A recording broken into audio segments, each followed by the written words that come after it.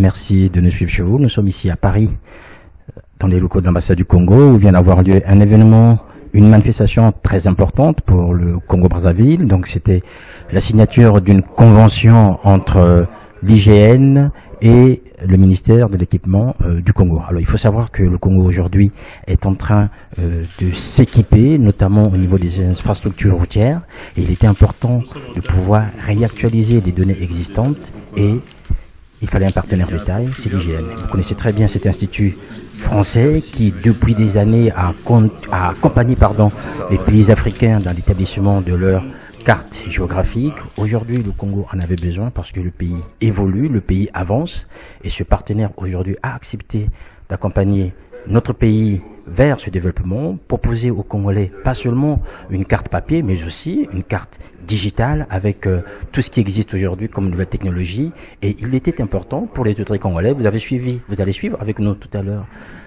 la mise en place en fait de ce partenariat ici dans les locaux de l'ambassade du Congo à Paris.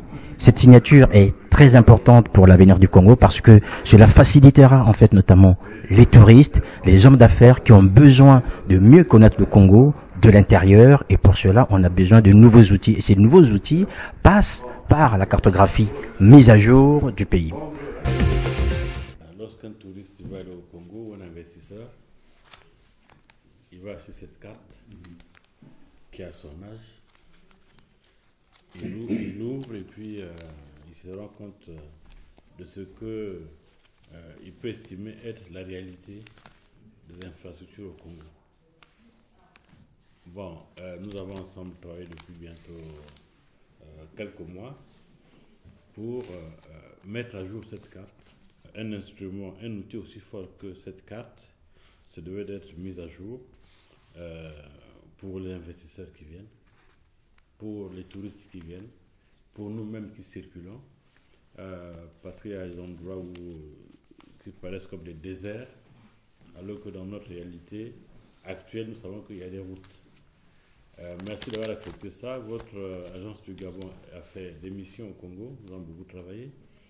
Et aujourd'hui, donc, c'est un peu le clou pour signer notre protocole d'accord et avancer résolument vers la mise à jour désormais régulière, puisque nous avons retenu une base de données routières permanente. Ce protocole vient céder, comme vous l'indiquez, Monsieur le Ministre, une collaboration que j'espère très soutenue dans les domaines d'excellence qui sont ceux de l'IGN, à l'heure du numérique, la cartographie numérique, les bases de données géographiques, des portails d'information géographique et toutes les applications qui font désormais appel aux outils cartographiques et aux systèmes mondiaux d'observation de la Terre et de positionnement tels que le GPS. Vous le savez, l'IGN est l'opérateur public de référence pour l'information géographique et forestière. Il était autrefois purement producteur de données, il intervient maintenant en appui des autorités publiques, comme le ministère des Travaux publics du Congo, pour contribuer à l'analyse des territoires, pour faciliter la mise en œuvre des projets d'aménagement et de développement, et participer aussi à la diffusion de la réglementation